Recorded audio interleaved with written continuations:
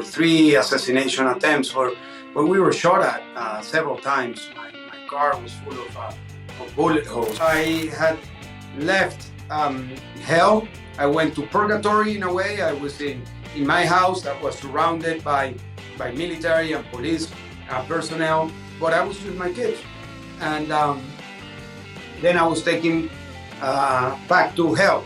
The thugs taking control of a country, destroying a country, and creating misery for millions of people. And the only way to change that is through democracy. And that's why we fight against Maduro and his dictatorship every day of our life, and we continue to do so. First of all, this is my voice. I'm Tim Green, and I have ALS. This podcast is not about ALS or living with disabilities. I don't want you to feel sorry for me. I don't feel sorry for me. I am a father of 5 with a marriage that's lasted for over 33 years. I am a #1 New York Times best-selling author of 41 books, an NFL first-round pick with an 8-year career. I worked on TV for Fox Sports, Good Morning America, Court TV, and Extra. I've hosted BattleBots, A Current Affair, and Find My Family. And I am also a practicing attorney. In this podcast, we're diving into real-life stories. From triumphs to trials, we'll explore the extraordinary in the ordinary. Join me, Tim Green, and my son Troy each week for real conversations, laughter, and insights. Because life is a journey, and everyone's got a story. My voice in today's episode is powered by 11 Labs. Leopoldo Lopez, thank you for making the time to join Troy and I today. I don't think I could admire anyone more than you. You are a hero's hero. If I wrote your life story and released it as a book, no one would believe it. I heard a little bit about your background from my brother-in-law, Seth, and my jaw hit the floor. Before we start your story, please tell us about Venezuela and what freedom means to you and your fellow Venezuelans. Thank you, Tim. Thank you, Troy. It's a great honor for me to be here with you. I've been knowing about you for many, many years through Seth, your brother-in-law, since the 1990s. So we go way back in a way. So it's a great honor for me, and I congratulate you for your courage, for your enthusiasm, for your optimism, and your view of just going against all of the obstacles that life can put in front of us. So you are my hero as well, Tim, and I'm very glad to be here with you. So you asked me about Venezuela. I can tell you that I am one of many, one of thousands, of millions of Venezuelans who have been fighting for freedom. And for us, freedom is not abstract, it's not theoretical, it's not distant, it's very close to our day-to-day life, because we know what the lack of freedom means, because we have lost it. We have lost it. Freedom is not one thing. Freedom is the sum of many things. The freedom to speak, the freedom to move, the freedom to assemble, the freedom to own property, the freedom to be subject to the rule of law. And all of those freedoms have been taken away from me, have been taken away from millions of Venezuelans, and that's why we fight for freedom. And we fight for freedom and democracy because we believe that freedom and democracy are one of the same thing. You cannot have democracy if freedoms are not respected, and you cannot have freedoms if it's not under a democracy. So that's why we fight. That's why we go forward every day, despite of all of the obstacles in this quest for freedom, democracy, human rights, free and fair elections, the rule of law, and the possibility of people to own their life. And the only way for people to own their life is if they are truly free individuals. All right, let's go back to your childhood, Leo. Can you please tell us about your parents and what they were like? And was there some sort of family history that led you to your calling in politics and fighting for freedom? Well, I'm a very lucky man. I was born and raised with an incredible family. My parents, my grandparents, and even my great-grandparents, which I got to know 2 of them. So all of them inspired me. And my family has been in Venezuela for generations. And for generations, my family has has fought for the same ideas. The history of Venezuela, since we became a republic, has been the history of exile, prison, and politics. My great grandfather was a political prisoner and went to exile for 14 years. My grandfather had to go into exile, and that's how he ended up in New York with his mother, starting from scratch, putting together a pension in the New York of the turn of the century. And that took him to Columbia University. He graduated as a medical doctor, and he went back to Venezuela. My other grandfather became an agricultural engineer in Argentina during the 1930s. And he went back to Venezuela, and he was Minister of Agriculture in my country. And going back to other generations, my my family fought for the independence of Venezuela. So it's been there. I grew up in a family where the conversations, our everyday, our Sunday conversations, were about Venezuela in many ways. Venezuela and its landscape, Venezuela and the potential for agriculture, Venezuela and oil and energy. My mother worked in the oil industry and became the most important women executive of the oil industry in Venezuela. About education, my father during the 1970s and then during the 1990s led an organization that promoted the possibility for tens of thousands of Venezuelans to go and study abroad. So I was born into a family that always had Venezuela as a priority, and I was raised listening to all of these stories. So I do believe that this had an incredible impact on me. I had the opportunity to go and study in the United States. That's how I met Seth. We went to high school together. Then I went to college. Then I went to grad school. And then I decided to go back to my country. So even though I was educated in the United States, I never thought of leaving my country. So I went back. So I truly believe that family matters, and the way the things that you listen to, the stories that you are brought up with, the values, the challenges are part of what you become. And I am very grateful. I'm very blessed that I got to know my four grandparents and that my parents gave me the opportunity to have a good education. And I did the most to pay back, in a way, that luck that I was given. Did you understand at the time, like how unique your parents and grandparents were, like how brave they were and how, fighting for their freedoms and all that stuff? Did you get it when you were young, or do you think it didn't? You were so used to it, it didn't make sense. Like for me, when I grew up, very different. Not fighting for freedom, but my dad played in the NFL, and we would show up to NFL games all the time. We'd walk on the field, and it wasn't. I was just like, oh yeah, my dad played in the NFL. I didn't realize how crazy it was. I wonder for you, did you truly understand as you were growing up how important it was what your family was doing? Not really. When you're a kid, you're a kid, right? I mean, I was Yeah. a very menace when I was a kid. I got into a lot of trouble.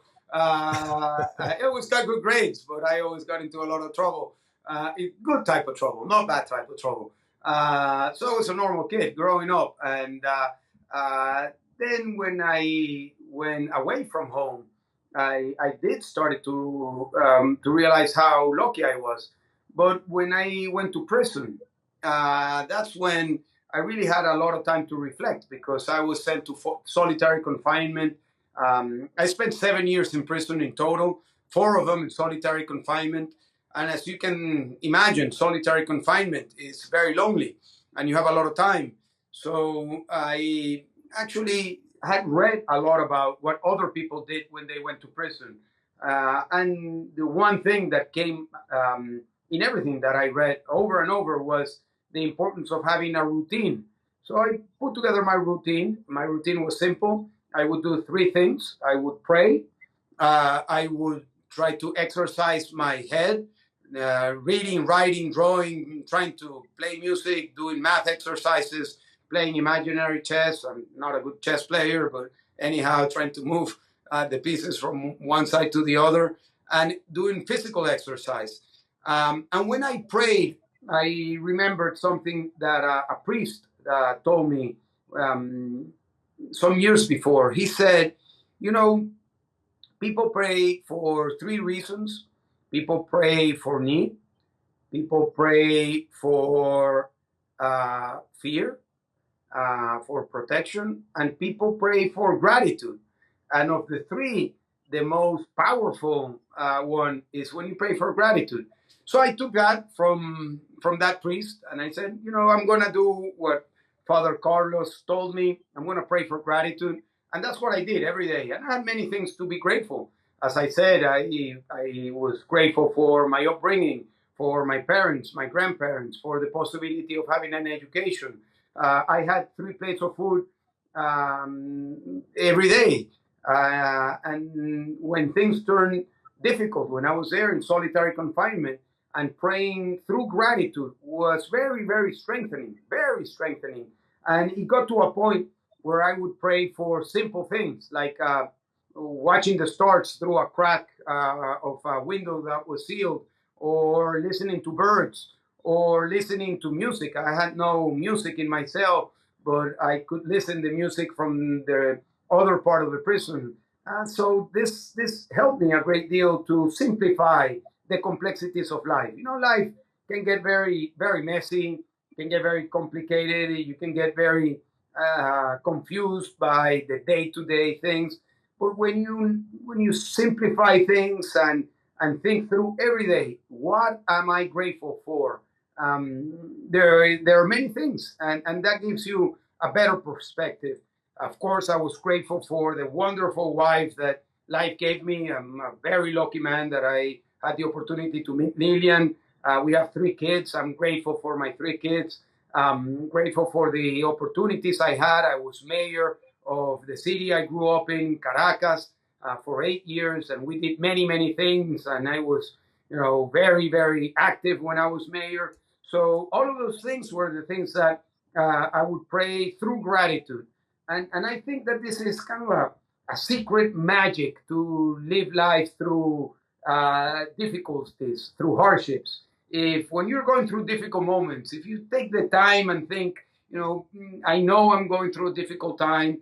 I know that there are things that could be better, but let me think, you know, what are the things I can be grateful for? I think that gives you, at least it was what I learned. It gave me a lot of strength. It gave me a lot of perspective in how to go forward. It's similar. My dad always says he focuses on what he can do, not what he can't do. Kind of a similar thing, but Yeah, no, absolutely, absolutely. In the end, you know, if I think many people worry, and I think they end up with no reason having miserable lives because they only think about the things that they don't have. You know, if you don't have money, you think about money. If you don't have you know, if you don't have opportunities, you just think not finding opportunities, but just how disgraceful you are that you don't have them. And I think that gives you a good perspective, focusing on the things that you can do on your day to day. What is it that I can do today? And another another simple thought that helped me through prison was the management of time. You know, because when you're in prison, time is a big thing. You know, think about it. If you go to prison, if you're a regular prisoner or a political prisoner, you're always thinking about when am I going to be free? And that can be a very dangerous thought if it's the only thing you think about.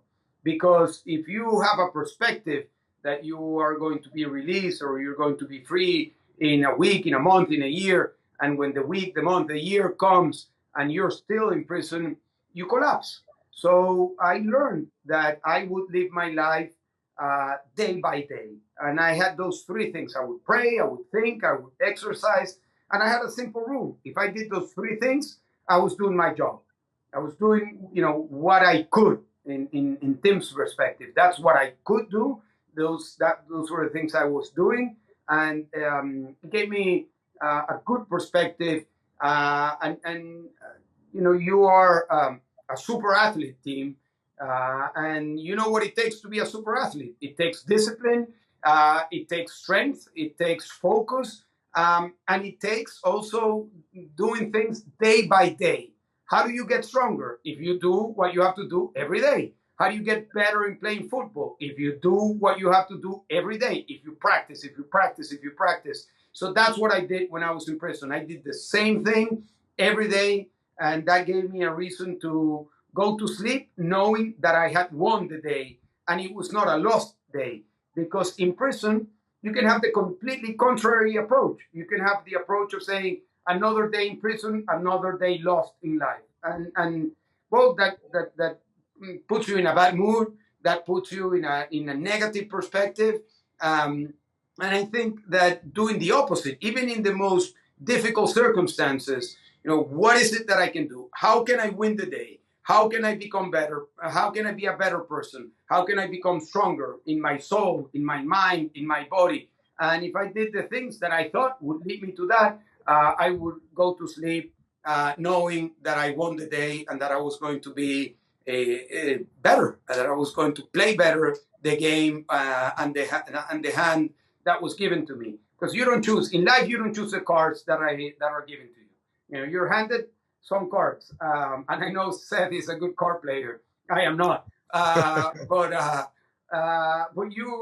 you're given some cards, and that's the hand that you're given, and those are the numbers and the cards that you need to play with. How did you end up attending school in the United States when you were growing up? Well, it's a long story, but it started with the exile of my grandfather. He was very young. His father had gone to prison as a political prisoner, and his mother, my great grandmother, took her 5 kids to New York City with nothing, and she put together a pension, and she took her kids through an education. My grandfather and his brother went to Columbia University. Their other brother went to MIT and became the first geological engineer in Venezuela. So education was always very present in my family. And during the 1960s, my father went to the Hunt School in Princeton. And when I was growing up, my father wanted me to have the same experience. So he gave me the opportunity of going to the Hunt School in Princeton. And then that took me to Kenyon College, and then it took me to Harvard University, and then it took me back to Venezuela. So how old were you when you moved to the United States, or not moved, but how old were you when you left to go to the United States for your education? I had just turned 16. Got it. Okay. Actually, I went back to my high school and I saw my friends from high school after more than 25 years without seeing them. And we were kind of glancing at the yearbook of 1989 when we graduated.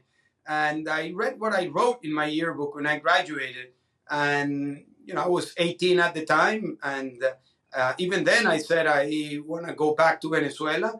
I want to work for the people in Venezuela. I want to work to improve the inequality in my country, the poverty in my country, the possibility of becoming a country where all rights are for all the people. And, looking back to that more than 30 years after, I still hold those ideas. So I didn't know what the future had in stock for me.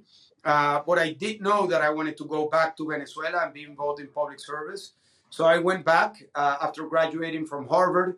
I had an offer to work in a consulting company, McKinsey, or to work in New York City in investment banking. But I decided to go back to Venezuela to work in the oil industry because I wanted to be involved in the public sector. Then Chavez came to power in 1999, and he called for a constituent assembly. So I decided to quit my job to run for office, and I lost. So I had to reinvent myself, and I started a new movement alongside with other young people who were interested in doing public service. And I decided to run for the mayor of my municipality in Caracas. And I was the complete underdog.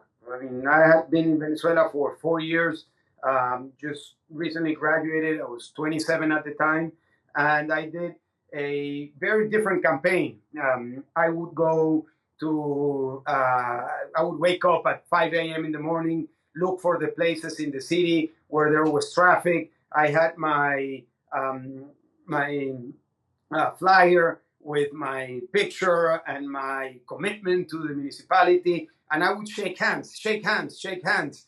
And at the end, at the end of the day, I even had a count, how many hands I shook. So that led me to getting to know a lot of the people that would vote.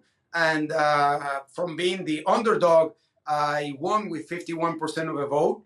And that became the beginning of 8 years that I remember with great happiness and accomplishment, because we completely transformed the city.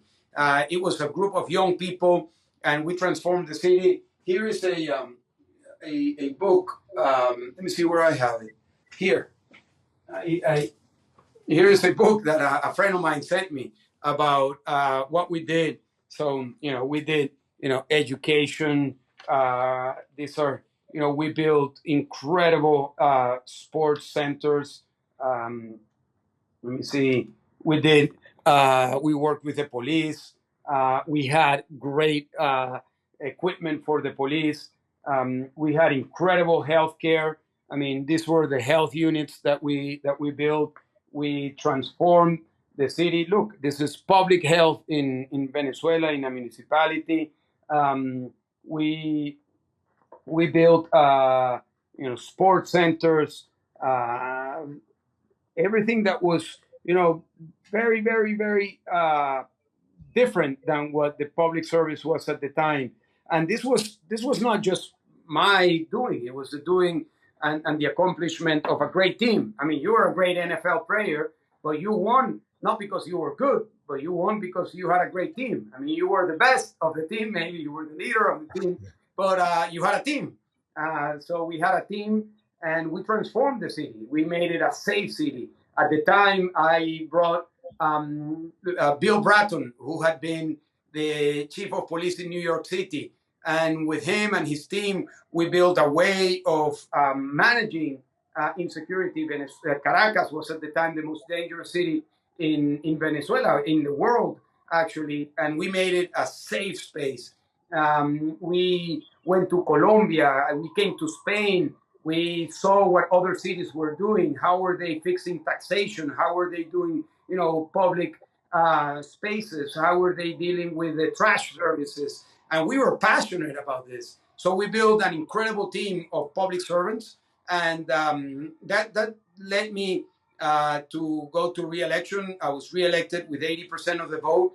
And in the year 2008, I was running for higher office. I was running to become the governor of Caracas, and they disqualified me. They just took my name off the ballot, and that was a big blow to everything that, up until that point, I thought that life was like a ladder, right? That if you do what you have to do in every step, you go to the next step.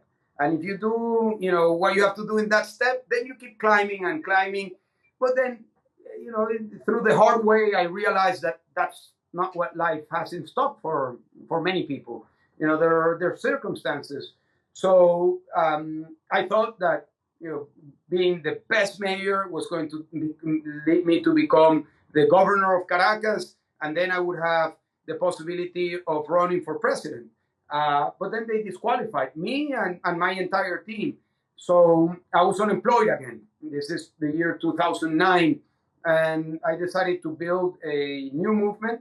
It was a movement focused in nonviolent action and grassroots activism that was focused in doing social work. So we brought on board many, many young people, community leaders, social leaders, union leaders, and we built this movement that grew from the bottom up.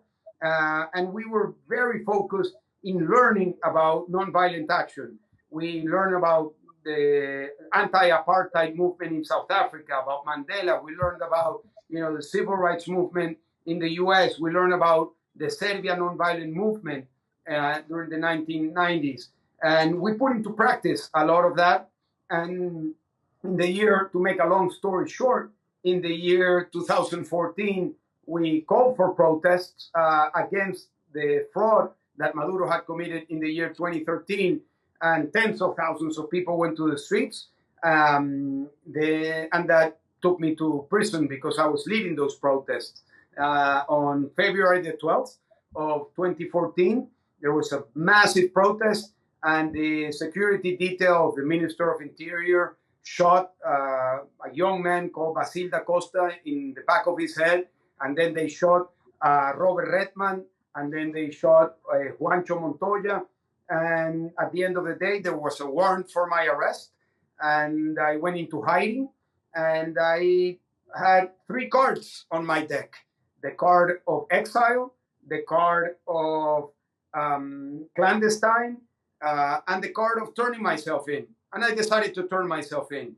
And the reason why I did that is because I was very convinced at the time, and I still are, that was the right thing to do, that we needed to make it clear for the Venezuelan people and the world that what we were going through was not a struggle in a democratic system, but that we were already under a dictator. And what inspired me was my great-grandfather, who had been in prison, and Martin Luther King. I had read the letter from the first prison of Birmingham. It's an incredible document that I recommend everyone to read. And MLK summarizes in that document what nonviolent action is about. And in his words, nonviolent action is about showing the scars of the system in order for the people to build the active consciousness to make change possible. And at the time, I knew that building a consciousness was to show Venezuela and the world that we were no longer in democracy. You ended up turning yourself in on February 18th to the Venezuelan National Guard. You told your wife to remember why this is happening and why you're going to jail. What was your why? And did you ever consider fleeing the country?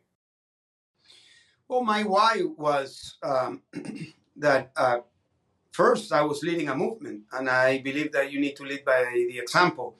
And we had many meetings and training sessions with the people from my movement, and there were a lot of threats that we could go to prison.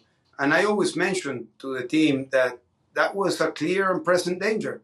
And if it happened, I would turn myself in, and that I would expect that they would take the lead. And that's exactly what happened. So I went to prison in February of 2014. The protests continued for months, and the movement continued. And we actually had this idea that the leadership could never die. So we have been, over this past 10 years, just going through layers and layers of people that go to prison, go to exile, even some have been killed. And we need to change and reorganize. We're undergoing that process again as we speak. And it's all about the cause. You know, it's not about the people. It's about the cause. I mean, the people who make the cause, it's important, but it's not about a specific person that we are supporting. It's about an idea. It's about a vision. It's about the promised land. I mean, I've thought a lot about leadership. I've read a lot of different people that I admire.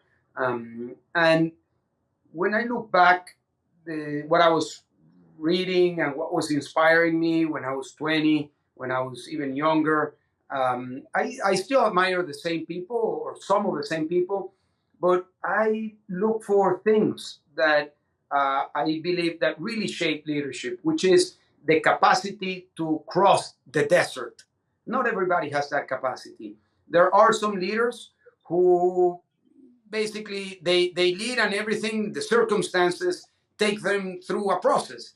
But then there are other leaders that have to cross a desert.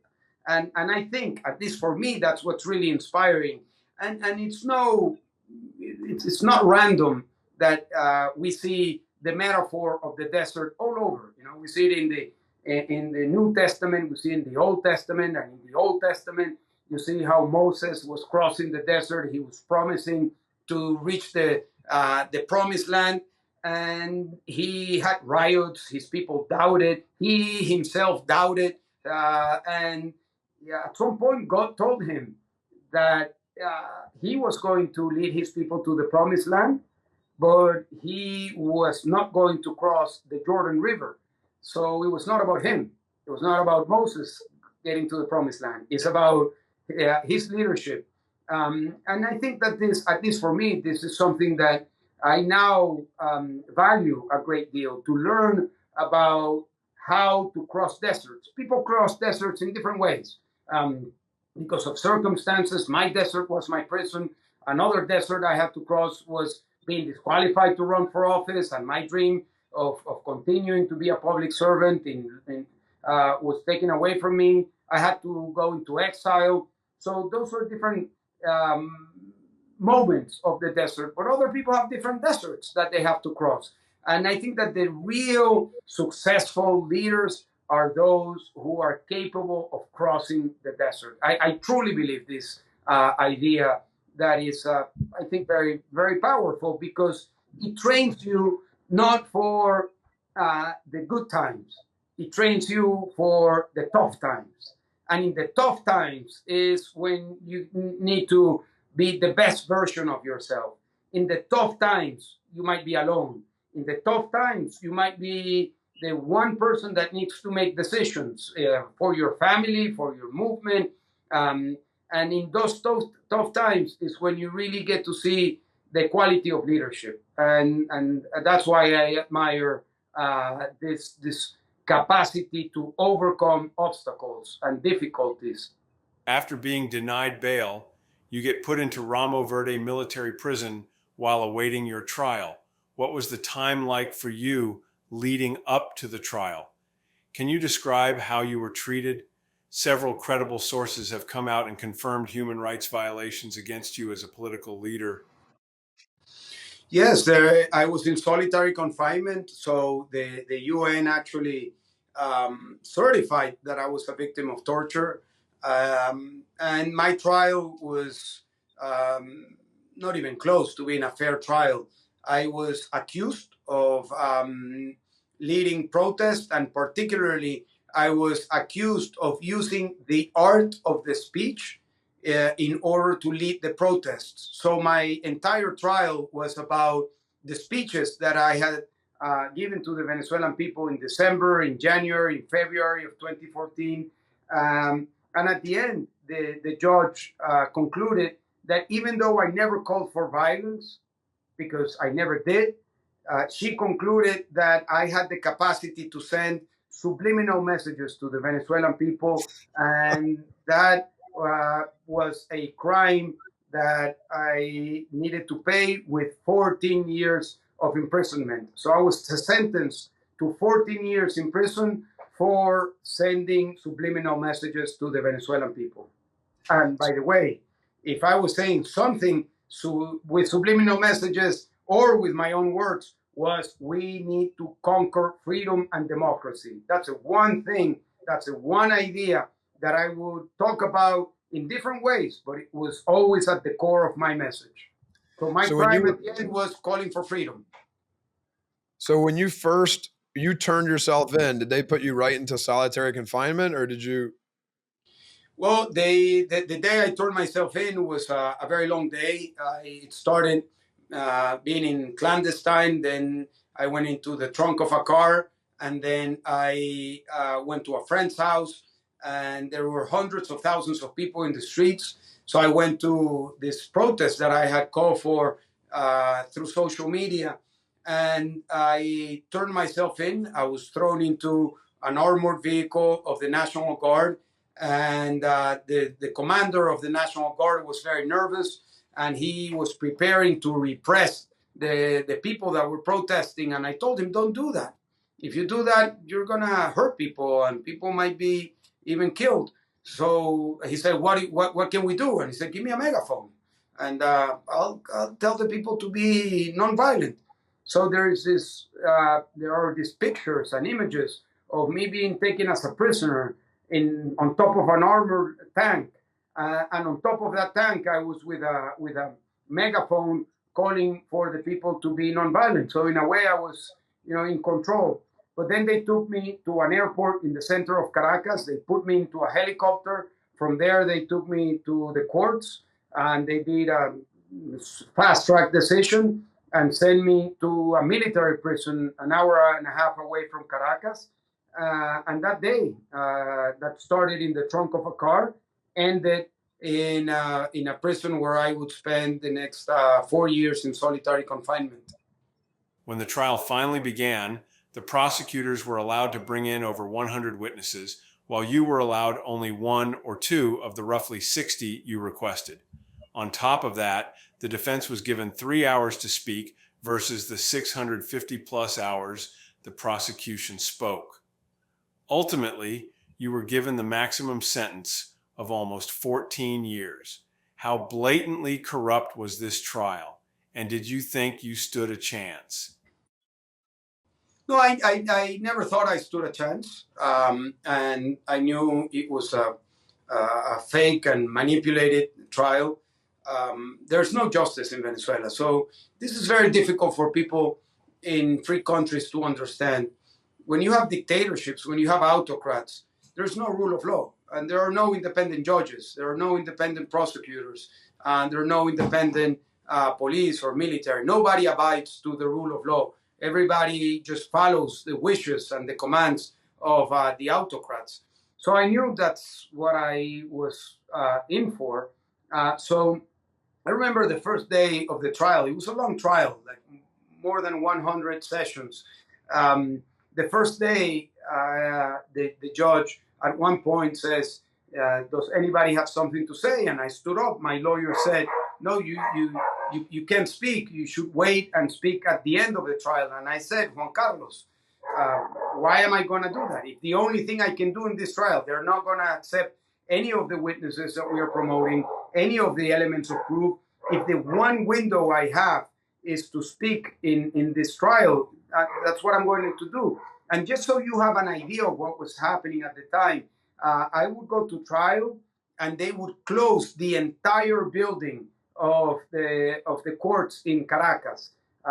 More than 100 courts would be closed for an entire day. Every time I went, they would close the 4 or 6 blocks around the court building in Caracas, and it was completely sealed.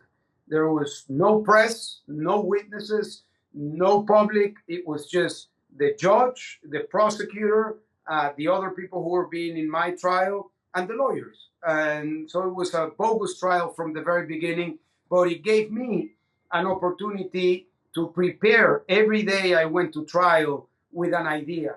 So every day I would take the stand and talk for 45 minutes, an hour and a half about something relating to things that were happening either in Venezuela or with regards to the case. And I also took that chance to, because the only thing they allowed me during my trial was to prepare for it. So they allowed me to have my file, paper, and pen. So during that process, I actually wrote a book. I wrote this book called "Imprisoned but Free." That would be the translation. And what's written here, it was written in the back of the of my notes to prep for the trial. After the trial ended, I was sentenced to almost 14 years of imprisonment, and they took away my pen, my books, my paper, and I was no longer capable of writing. But since I was in a military prison, they tried to be formal. So I would complain every day, and they would say, if you complain, you need to put it in writing. So I would complain every day, and I wrote a second book. Doing, I would tear the parts of the piece of paper that I was given to complain, and I would write this very tiny, look, this very, very, very, very tiny messages in the front and in the back. And I wrote this book that was about energy policy. So I wrote this book using this tiny, tiny, tiny, tiny lettering. And the way I was able to get it out of prison was through the visits. Whenever the people who visited me, who was just my mother and my wife, they would frisk them before they would visit me and see me, and they would frisk them after leaving. So what we would do is I would put the paper in folded in very tiny, tiny, tiny, tiny pieces. I wrapped it on plastic, and then wrapped it on chewing gum, and I would give it to my mother or to my wife, and they would put it in their mouth, and they took it out and gave it to my friend with whom I co-authored this book, and we wrote another book. So that's how I was active, always trying to do something, always trying to, go against the unjust rules, because when you are facing an unjust system, you can legitimately be against it. And this is something very important. I think that you need to be very irreverent against injustice. And that's why, among other things, I identify a great deal with Martin Luther King and other freedom fighters, because nonviolent action and fighting for freedom is not about being passive. It's not about being dominated. It's not about meditating. It's about acting. It's about going against what you think is unjust. So in my prison, I would go against the things that were in my day-to-day that I thought that they were unjust, and I would try to overcome that injustice. So writing a book for me was another way of doing nonviolent action. You were then put into solitary confinement for almost 3 years. I truly cannot imagine what that must have been like for you, but this might be my favorite part of your story. I heard it was your faith in Jesus that saved you from going out of your mind. I had a similar situation when I was diagnosed with ALS. My body became the prison that my mind was stuck in, but I leaned into my faith and have turned this into a blessing. Can you please tell us about those dark times and how faith got you through? Yes, I was born and raised as a Roman Catholic, and that gave me that put something in my backpack. Yeah, I was a mechanical Catholic, like many. I was baptized, did my first communion. I would go to mass with my family when I was growing up, and I always had a spiritual interest, but not something above average. I would say, but I had that going into prison, so that gave me the possibility of really leaning into my faith. And as I told you before, I decided to do three things. And one of them was to pray and to pray for gratitude. But then I also did something that I highly recommend to people, that gave me kind of a path to going deep into my spirituality and my praying, that were the spiritual exercises of Saint Ignatius of Loyola. And this is a story of a warrior that during the 1500s was fighting in the north of Spain, and his legs were blown away. And he went into a very dark moment of his life, and the only thing he had was the Bible. So he started reading the New Testament, and he came up with this idea of exercising the faith in the same way that you exercise the body. So he came up with this idea of the spiritual exercises. So it's this method of doing an introspection, and doing it in a very methodological and evolutional way. And that helped me a great deal. So I had the opportunity to do that, and that gave me great strength. And I think that when you're going through moments like, the hardships and the difficulties that you have to go through, and many others, because I think this applies to, to many, many circumstances in life, you need to lean on something bigger. And I think, especially for people who are, overachievers, competitive, and I think that's your case, that was my case, you need to find a place and a way of being humbled. You need to be humbled. You need to kneel to something bigger. You need to kneel to a higher being. and that gave me a great level of strength, just to know that there was a higher being, that there was God, that the walk and the example of Jesus was something that I could learn from. And yes, I was born and raised, and I am a Catholic, but I think that this is true for many religions. I think that having a spiritual dimension is very important, to humble yourself and to focus yourself and to put values into the things that you do every day. So for me, that was very important. And I can tell you that I need to take the level of intensity that I had in prison back into my life. I continue to pray. I continue to go to mass, but I look back and say that's a high level of commitment that I want to go back to. And in 2015, I did a hunger strike for 28 days and I lost 14 kilograms. And that was an incredible experience. And I knew then why all religions, including Christians, do fasting. Because when you do fasting, you get in a different physiological stage, and that gives you a very intense approach to your spirituality. And that was also something, a very special moment for me. So I took a hunger strike, that it's a moment of despair, of suffering, of hardship, and made it into a moment of growth, of challenge, and of accomplishment. Did you ever question your faith during those times? I mean, if going through that trial where you know it's corrupt and you're going to jail and you're in solitary confinement, I mean, did it ever make you question the whole thing? No, I did not. I was actually very conscious, Troy, that I could get to that space or to that questioning. So I decided that I would never pray to God to take me out of prison.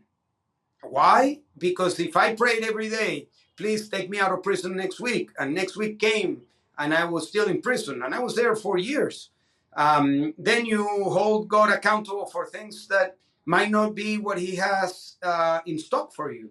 And He had something different in stock for me. My destiny was what it was.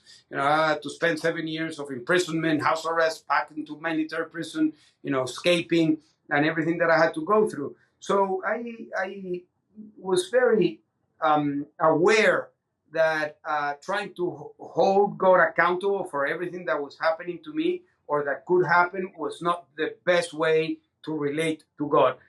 That's why I think that the best way, at least it worked for me, to relate to God was through being grateful. Because if you think about it, there will always be things to be grateful for, and that gives you a different type of connection, and that's something that was a great learning experience for me. I read that your wife picked up where you left off and continued to peacefully fight against the corruption. Is that true? And that she met with President Trump to help push for you to be moved to house arrest. Well, she met with President Trump, not to be moved to house arrest, but to commit to political prisoners and to the freedom of Venezuela, and he did. She actually also met with Vice President Biden when he was vice president, and asked the same thing, to commit to the release of political prisoners and to the freedom of Venezuela. And I was always telling Lillian to talk to as many people as you can, and to try to build the largest coalition that we can, because our struggle is non-ideological, it's not partition. This is not something of the right, of the left. This is something that anyone who believes in democracy, bare bones democracy, should support. This is very far from being an ideological conflict. This is a conflict that it has been portrayed as an ideological conflict. But it's really about autocracy. It's about power. It's about kleptocrats. It's about, thugs taking control of a country, destroying a country, and creating misery for millions of people. And the only way to change that is through democracy. And that's why we fight against Maduro and his dictatorship every day of our life, and we continue to do so. At some point in 2017, you were offered house arrest, but initially denied it. Can you tell us why you denied it and how you ended up being transferred to house arrest anyways? Yes, in 2017, there was another cycle of protests, very, very intense. It was being led by my movement, and they offered me to go to house arrest. I said no. So I recorded a video from prison calling the people to continue to protest. So they sent me to a punishment cell. And then they came back and they said, no, you have to go to house arrest. So they took me to my house. And from my house, I recorded another video supporting the people that were protesting. So they took me back to military prison. That was the toughest time I had to face because I had left hell. I went to purgatory in a way. I was in my house that was surrounded by military and police personnel, but I was with my kids.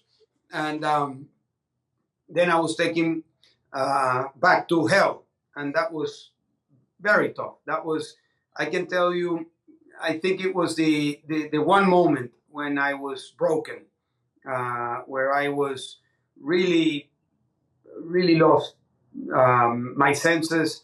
I was under, just very intense claustrophobic. The walls would fall on me, and I had this very, very tough time. And then after a period under this very difficult situation, I was sent back to military, to house arrest. And a year and a half after that, I was able to escape house arrest. Why did you not say yes right away when they said, do you want to go to, well, they wanted to move you to house arrest? It seems like that'd be because so I much better. knew what they wanted. They wanted to calm the protests, and I knew that they wanted to take pressure away from the streets. And I was committed to the people who were protesting. The dictatorship was killing people every day. They would kill 1, 2, 3 students, young people who lost their lives. Over 300 kids lost their lives during that cycle of protests. They were shot and killed by the dictatorship. So I did not want, my freedom and sacrifice for the people that were in the streets. And when you get out, when you get first moved to house arrest and you see your kids and you see your wife, did you have any thoughts? I mean, if you make that video, you're going to get into trouble with them. Did you have any thoughts of like, man, I should just, I should just lay low and enjoy being with my family again? Or what were you thinking? Well, I'm very lucky to have married Lillian, and she was supportive of what I wanted to do. I had a huge responsibility.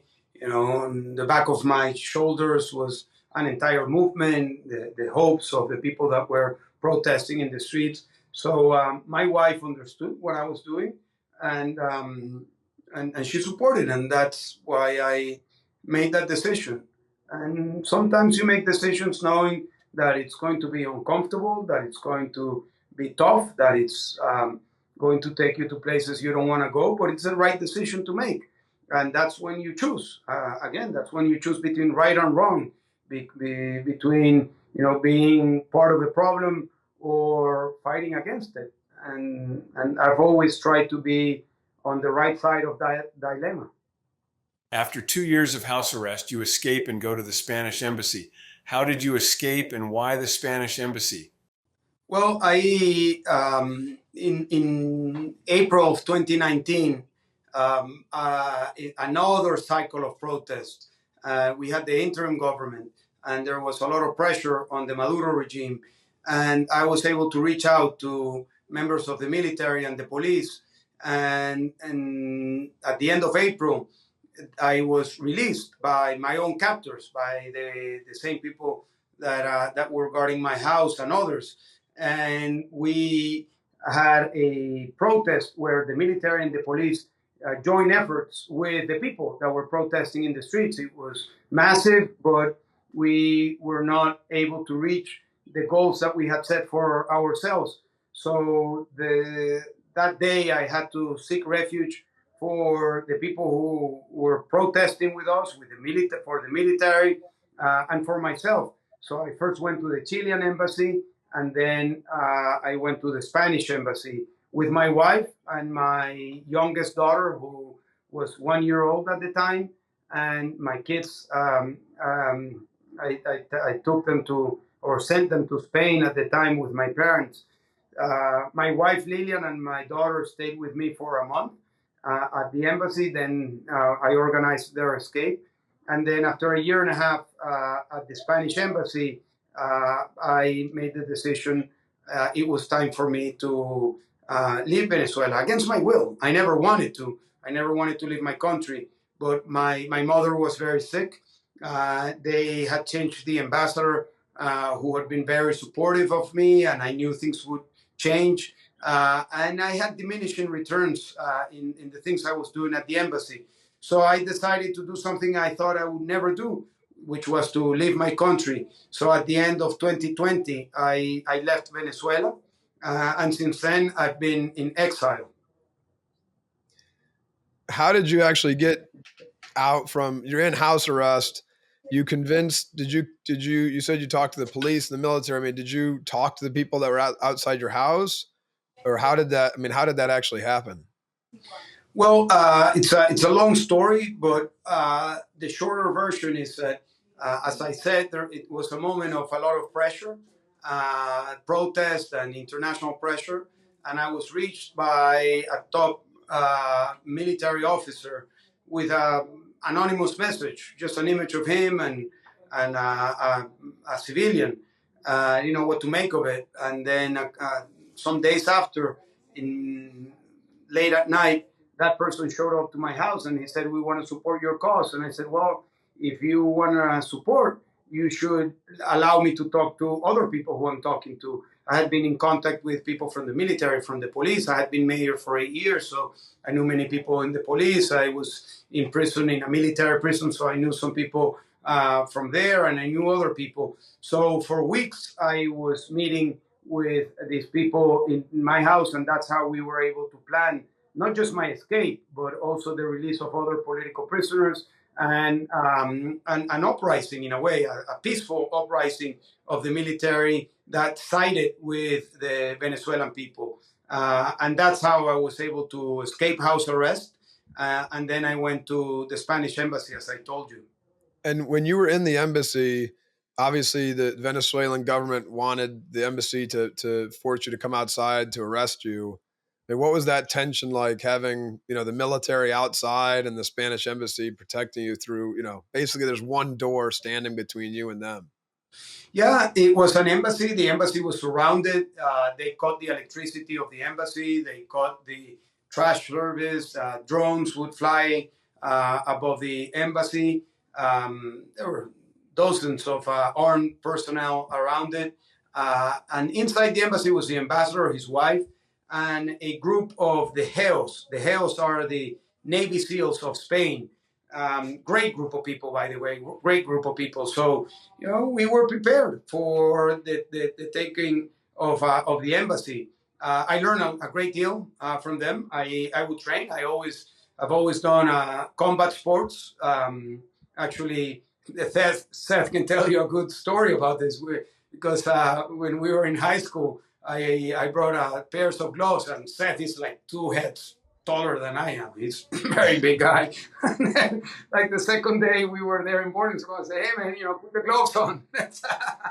And that's how we became friends. So combat sports have taken me to make good friends.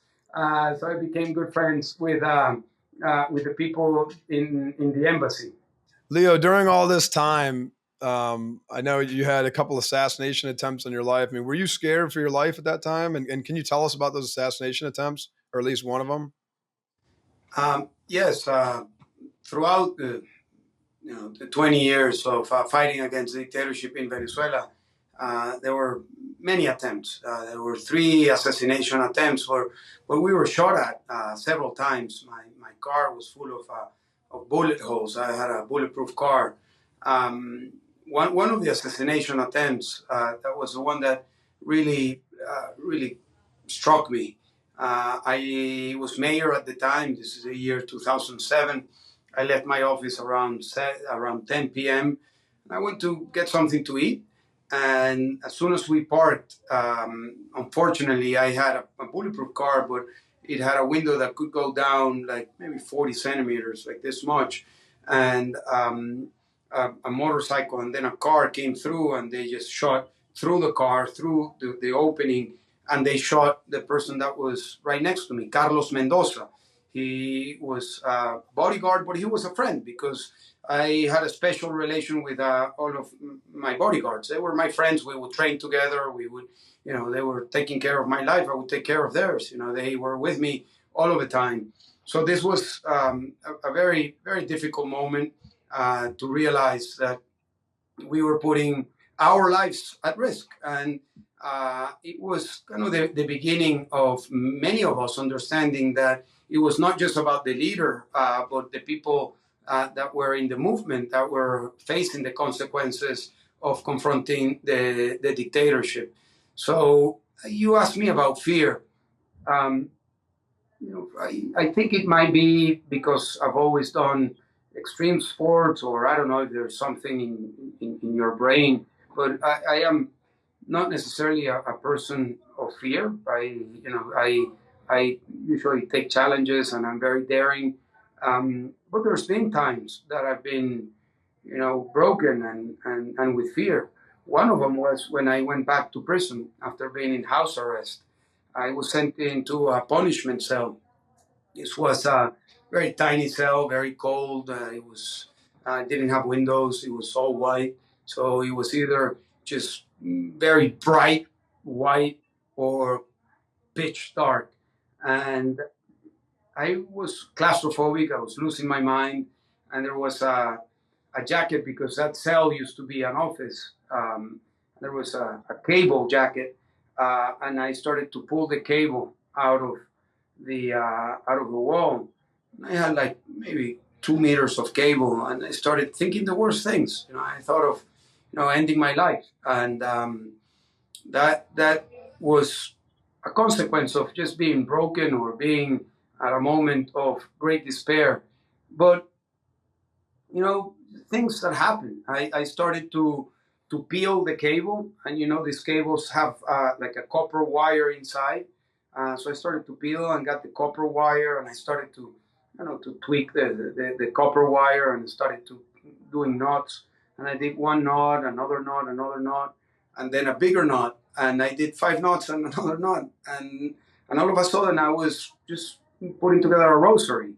A rosary is an amulet that we Catholics use to pray, like other religions use different amulets. We use rosary to pray to the Virgin Mary and to pray a Holy Father. And, the same object that I was thinking that was going to be the object to make a very stupid decision was the same object that became a source of faith and strength. So I would hold that rosary and walk around a very tiny cell. It was smaller than this room, and it gave me a great deal of strength. And when I left prison, that was the one thing that I was able to take with me. I gave it to my mother, and now she has it. And for me, it's a reminder that even for the strongest people, even if you have a very strong mind, there are moments of vulnerability, there are moments of weakness, there are moments of not making the best judgments. But for me, the reminder is there's always something to hold on to. For me, it's God and family, and then everything else. So I held on to God, to family, and here I am. While you were in the embassy, the Supreme Tribunal issued an arrest warrant for you, but the Spanish embassy said they would not hand you over. What was it like living in there with the Venezuelan army wanting to arrest you right outside the door? Well, I was, for the government, I was a fugitive because I escaped prison. So I was under a lot of pressure. The embassy was under a lot of pressure.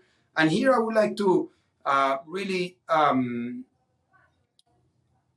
recognize the role of the ambassador, Jesus Silva, because he was a very courageous diplomat. And diplomacy is not usually known for being a profession of courageous people. I mean, there can be many other things, but not necessarily known, for courage. And but this diplomat was very courageous, and he would stand to the regime, and he would convince the Spanish government just to stand strong and not to hand me over. And that's what happened. As I said before, they did everything. They cut the electricity, the trash service, they surrounded the embassy, but we were there. As I said, only the ambassador, his wife, and the Navy SEALs of Spain. There were many, many, many days of a lot of stress, but it was just part of this ongoing cycle that I've gone through.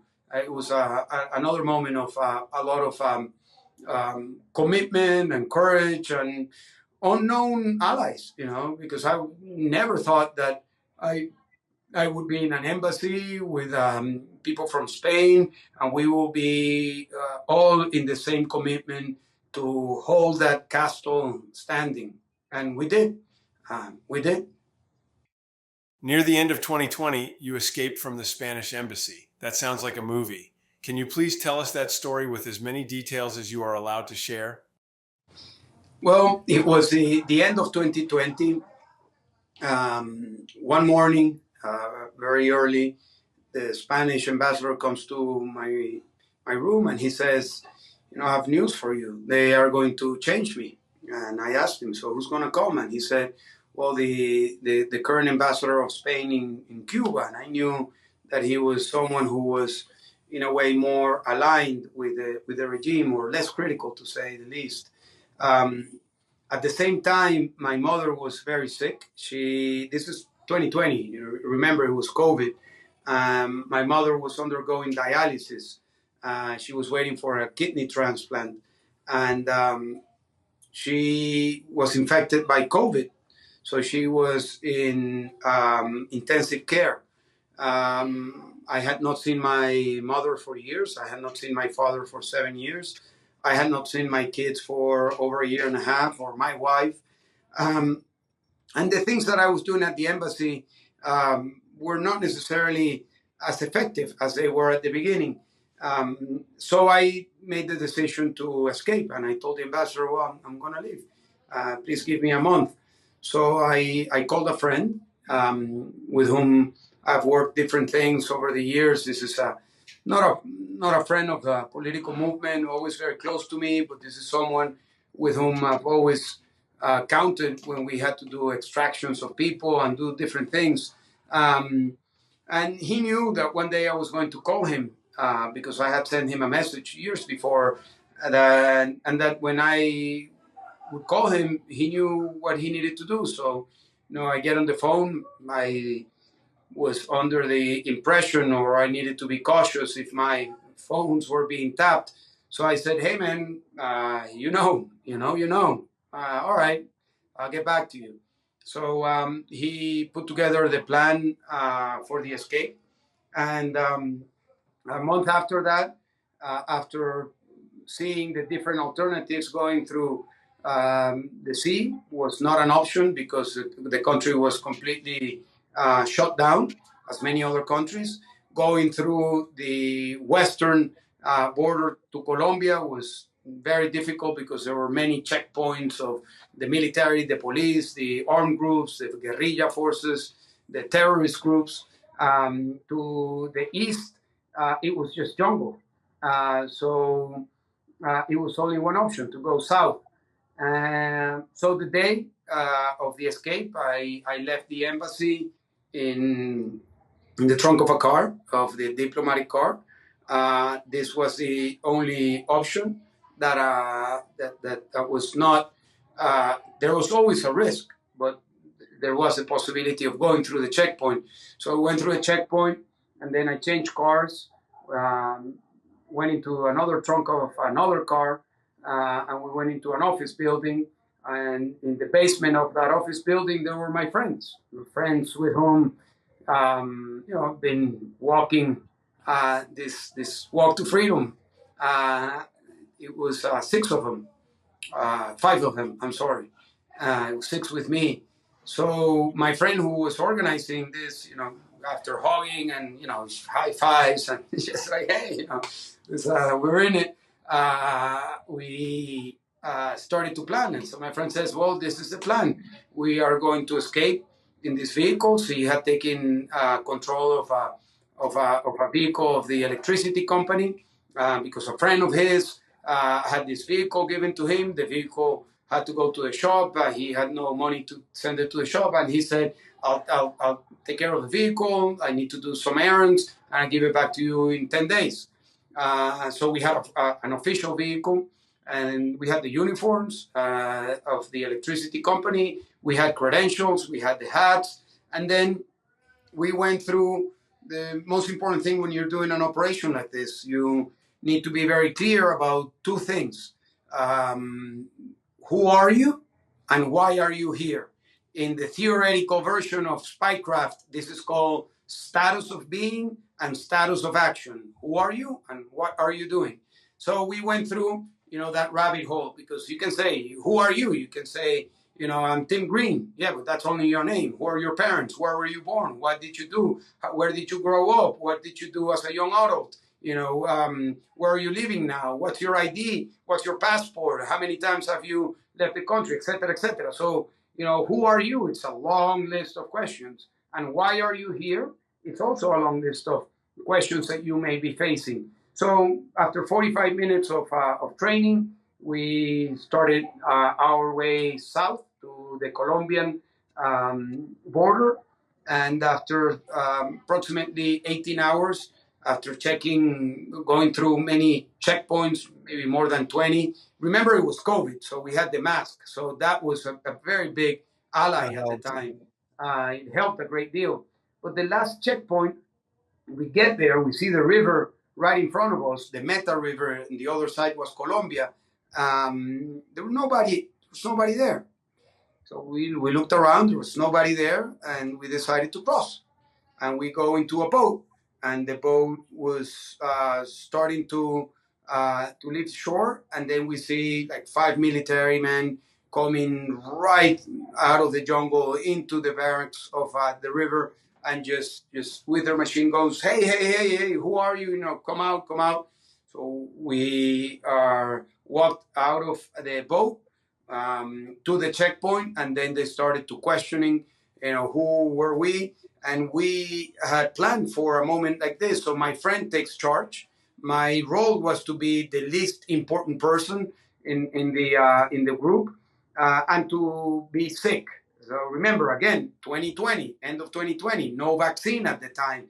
So everybody was very, very scared of being infected by COVID. So I would cough, I would sit, I would put my shoulders, as narrow as I could. And my friend gets taken into the office of the checkpoint, and they found some cash in a backpack that he has. And the lieutenant says, "So who are you? You're not from the electricity company." And my friend was very quick, and he said, "You're right. We're not from the electricity company. I have a case against me, and I have to go to Colombia." "But what do you mean you have a case against you? Is it a political case?" No. It's not political. It's financial. And the lieutenant says, "Well, let me call the general." So when he gets here, he'll decide what to do. And my friend say, "Hey, don't call the general. Wait a second. Listen to what I have to say. If you call him, you know that all of that cash that is in your hand today is going to be in his hands. And you have the choice to make." He thought about it for like 20 seconds. And then he said, "All right, go." So he took, the backpack. He said, "Hey, guys, we're leaving." My friend comes out of the office. We go to the boat, and we cross the river. On the other side of the river, there was a group of undercover police from Colombia. At the time, Ivan Duque was president of Colombia. He's a great ally of us. And my friend had called him, and he deployed some of the intelligence personnel, because that territory is a territory that's controlled by the FARC and the ELN, the terrorist groups of Colombia. So I could have gone from being a prisoner of Maduro to be a prisoner of the guerrilla forces. So they get in contact with them. We get into a plane to Bogota. In Bogota, I meet people from the U.S. Embassy, from the Colombian authorities, and then I said, can I stay a couple of days? And then they said, no, you need to leave, and they put me in a plane to the U.S. And the next day I went into a plane to Spain, and that day I met my family after years of not seeing them. What was that feeling like when you finally got reunited with your family? Well, it was sour sweet. I was very happy to be with my family, very, very happy. So, but I was also very sad that I had to leave my country. And it was another moment of my life where I had to reinvent myself. I knew that everything that I'd done up until that point was going to change. So it was the beginning of yet another, reimagining and reshaping of my life, what to do in exile. And that's how in the year 2021, I started to meet other people who, like myself, had been leading protests from Hong Kong to Belarus to Nicaragua to Cuba to Iran, Zimbabwe, Uganda. People who are very different, skin color, religion, country of origin, you name it. But when we spoke to each other, it was the same struggle. It was the same fight. It was the same stories. We would talk and say, so how many murder attempts have you had? Oh, I had 3. Well, I had 7. How many years did you spend in prison? Well, I spent 7. Oh, I spent 8. I spent 10. So this is a very particular crowd of people. It's a very unique. I mean, the people who are fighting against autocracies in the front lines, the people who are putting their lives at risk. It's a very unique group of people, and it's a very similar group of people, despite all of our differences. So we decided to join efforts and to create an alliance of democracy defenders and freedom fighters. And we called this initiative the World Liberty Congress.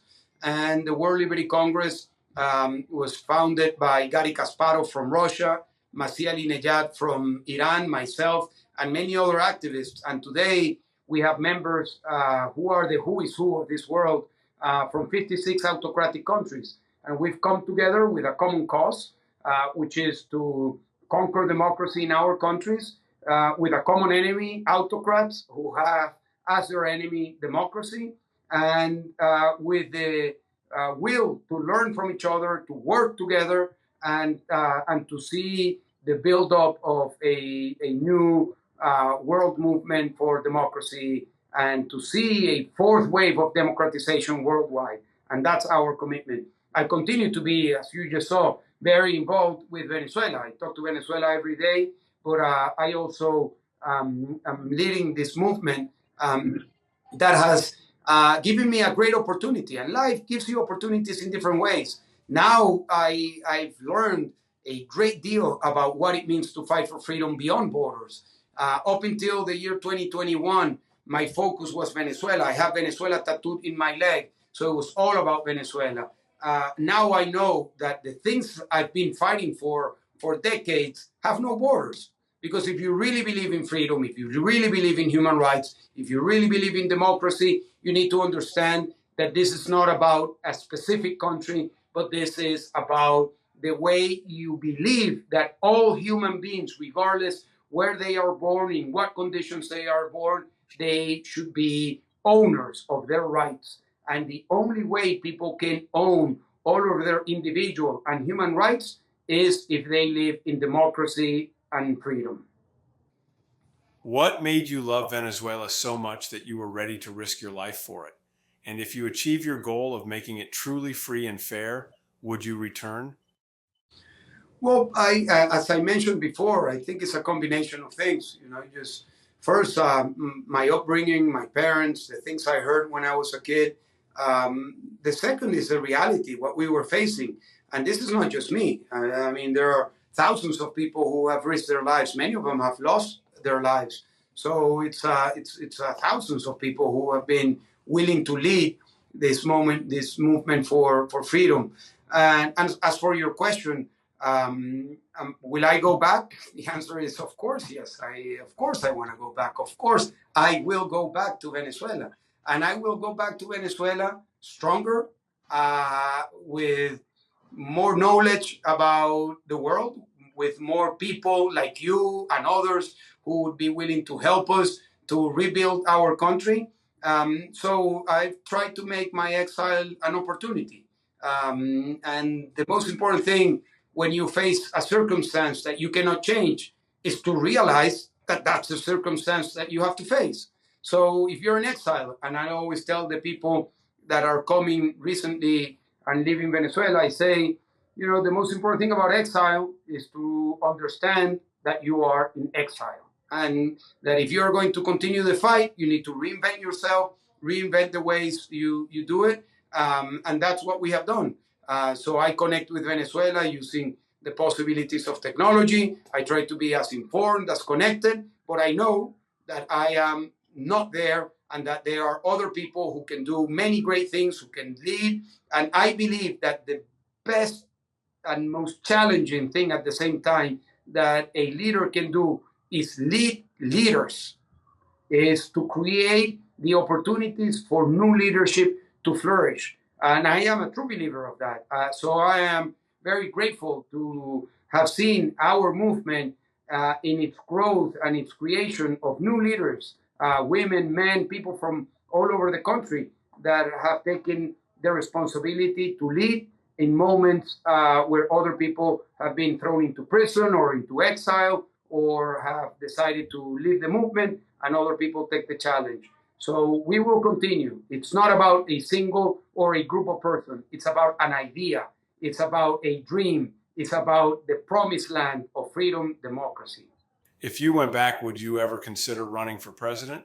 Well, that many things need to happen before that. I think first and most important, we need to conquer democracy and freedom. And once we have functioning democracy, where I can again run for office, I'm sure I will. But I don't have that as my motivation, and that has helped me. It has helped me because, as I told you before, I used to think of life as a ladder. And when you think of life as a ladder, you're only thinking about the things that you are going to become, that you are going to achieve. Life just took me to a different stage, different circumstances. It's not a ladder, it's a roller coaster. You're up, you're down. And it doesn't matter if you have the will or if you have the capacity, the circumstances sometimes are bigger than you. So for me, the circumstance now is to overcome what we are facing, and we need to open the possibilities for me and for many, many, many others. The most important thing is democracy for all of the people in Venezuela. Finally, I like to end all of the podcast with this question. Please tell us about your wife and kids, and please feel free to brag about them. My family it's my inspiration, and they are incredible human beings. My wife is the luckiest thing that happened to me, and my kids are the most important blessing, my inspiration, and my biggest challenge as well. My biggest challenge, because upbringing kids is not an easy task. It requires a lot of commitment, a lot of time, a lot of discipline, and a lot of understanding too. So parenting, it's also an extreme sport. So I mean, I'm learning, and if you have any advice, I will welcome them. But I feel blessed, I feel lucky, and I hope that you meet my family in person very soon. Now on to our final word segment, where we ask our guests a few rapid fire questions. What was the happiest moment in your life? When I married Lily and my kids were born. What is the biggest adversity you've faced? I would say despair. I would say being broken. and regaining faith. What are you most excited about? Freedom of Venezuela. The name of our podcast is Nothing Left Unsaid. Do you have anything you want to say?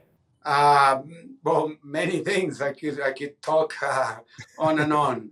But I would end up by saying thank you. Thank you, Tim. Thank you, Troy. Thank you for being an inspiration. Thank you for having me here, and looking forward to meeting you in person very soon. Leo, I have two quick questions before we go. The first is, what can somebody like me, born in America, lived in America my whole life, lived a very good life, how could somebody like me help with the World Liberty Congress and what you guys are doing? Well, we need all sorts of support. So we need financial support from $1 to whatever, in order to get our programs and to make sure that we meet people in person. We invest a lot in creating opportunities in Africa, in Asia, in Latin America, in Eastern Europe, to meet in person with the leaders, because technology can take you so far. That's one thing. Also, by talking about it, it would be great if you can interview other people from the Liberty Congress and talk about the Liberty Congress and the fact that this is not just a story of a Venezuelan or a story of one country. This is a story that is reflected in many countries, more than 60 countries around the world, that are affecting more than 70% of the people. So awareness would be the second thing, and just helping us with connections with people that you might think could be interested, could be devoted to this idea that freedom and democracy and human rights is something worth fighting for. I wouldn't say it's something worth worrying about, because many people worry about this. We want to meet the people. We want to work with the people. We want to join efforts with the people who are willing to fight for this, because freedom is not free. And this is the history of the world. Freedom and democracy won't come without a struggle. So we need warriors, people who are willing to, in the good sense, who are willing to fight the good fight for freedom, democracy, and human rights. Perfect segue to my last question is, at the end of every episode, we ask people, who are some people that they know that they think we should have on the podcast to tell their story? Well, I think I'll give you a couple of names. Masih Alinejad from Iran, Bobby Wine from Uganda, Faisal from Iraq, Roya from Afghanistan, Felix Madariaga from Nicaragua. These are some of the people that I think would be great for this podcast. Awesome. Leo, thanks so much for joining us today. Leo, your story is truly amazing. Thank you so much for talking with us today, and you will be in our thoughts and prayers. Also, my wife saw your wife and thought she must have been your daughter. Thank you. I'll tell her that. Really great meeting you, and thanks again for the time. I know you're incredibly busy, so we really appreciate it. Thank you, my friends. Thank you. And let's keep in touch, Troy.